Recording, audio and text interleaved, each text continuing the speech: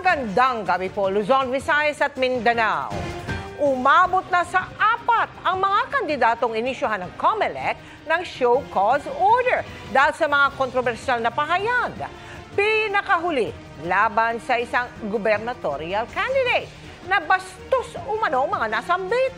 3 magkakaiwalay na pahayag yan tungkol sa pakikipagsiping at pagkwestiyon pa sa papel ng mga kababaihan kaugnay niyan na idinaan sa tila mababaw at katawa-tawang paraan ng pagtalakay. Nakatutok si Sandra Aguinaldo. Ang mga lalaki, maayo kayo.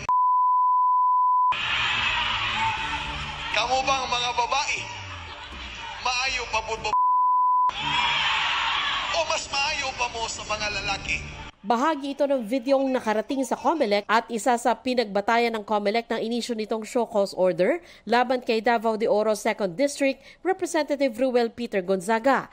Sa video na ibinahagi ng COMELEC sa media, nakalagay na kuha umano ang video sa Bulawan Festival ng probinsya noong March 8 na International Women's Day din.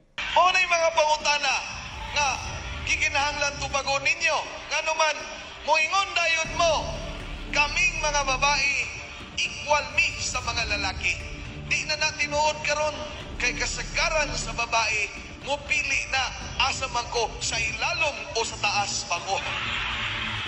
Binanggit din sa show cause order ang pahayag niya tungkol sa isang board member candidate sa isang hiwalay na pagtitipon. Pero sultihan to mo, si 14 anyos na byuda, sigurado ko na pilot na lang iya.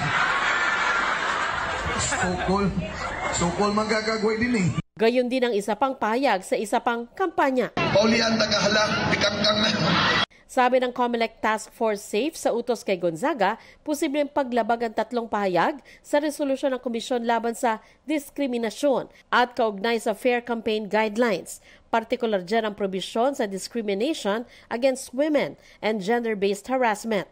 May 3 araw si Gonzaga para ipaliwanag kung bakit hindi siya dapat sampahan ng election offense o petition for disqualification. Hininga namin ng reaksyon si Gonzaga pero wala pa siyang tugon. Ayaw natin sa mga ganyang klase na pag-uugali. 44,000 po ang kandidato natin. And therefore, hindi po namin kaya i-monitor lahat. Pero naandyan po lahat ng sambayanan para i-monitor yan. Nanunood po kami. Para sa GMA Integrated News, Sandra Aguinaldo, Nakatutok, 24 Oras.